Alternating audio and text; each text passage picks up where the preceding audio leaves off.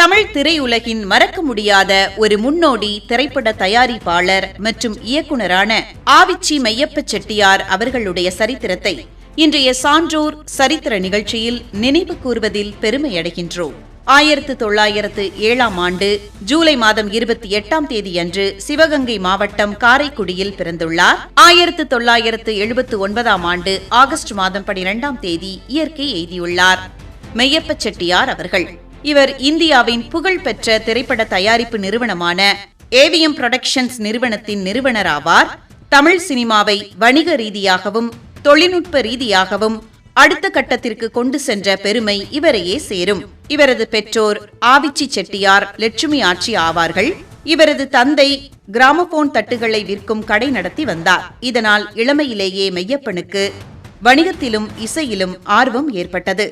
1932 சென்னையில் கிராமபோன் இசைத்தட்டுகள் தயாரிக்கும் இந்த நிறுவனத்தை தொடங்கினார்.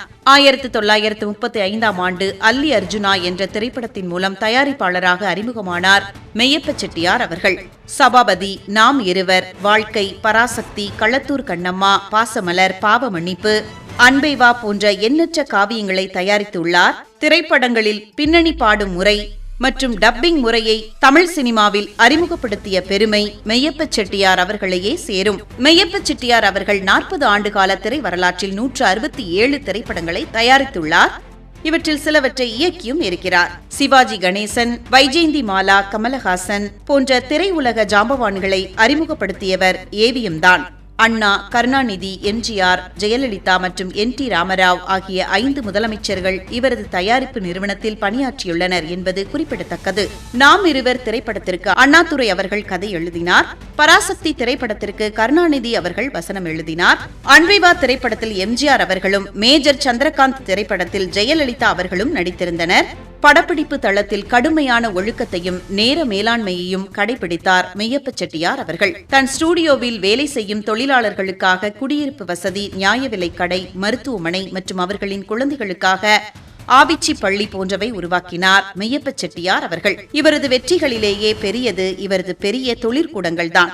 திரையரங்குகள், கல்வி நிறுவனங்கள், தயாரிப்பு நிறுவனம் ஆகியவற்றை நிர்வகித்து சாதனை புரிந்துள்ளார். 1955 அம்பஞ்சி ஏக்தல் கே திரைப்படத்தில் நடித்ததற்காக பிரதமர் மெய்யப்பர் அவர்களுக்கு தங்கப்பதக்கம் வழங்கினார். 2006 இந்திய அரசு இவர் நினைவாக அஞ்சல் தலை வெளியிட்டு பெருமைப்படுத்தியது. மெய்யப்பர் அவர்களின் 24 நிறைவு விழாவில் இவர் நினைவாக குறுவட்டுகள் வெளியிட்டது. அவரது இளமை காலத்தில் தொடங்கி திரைத்துறை வரலாறு முழுமையும் குறுவட்டில் பதிவு செய்யப்பட்டிருந்தன. 2006 மெய்யப்பர் அவர்களின் 100 நிறைவை கொண்டாடும் விதமாக தென்னிந்திய திரைத்துறை வளாகத்தில் அன்றைய முதல்வர் மு. கருணாநிதி மெய்யப்பர் அவர்களின் சிலையை திறந்து வைத்தார். தமிழ் திரையுலகத்தின் மறக்க முடியாத ஒரு முன்னோடி திரைப்பட தயாரிப்பாளர் மற்றும் இயக்குனரான ஆவிச்சி மெய்யப்ப செட்டியார் அவர்களுடைய சரித்திரத்தை இன்றைய சான்றோர் சரித்திர நிகழ்ச்சியில் அறிந்து கொண்டதில் மிக்க மகிழ்ச்சி அடைகின்றோம்.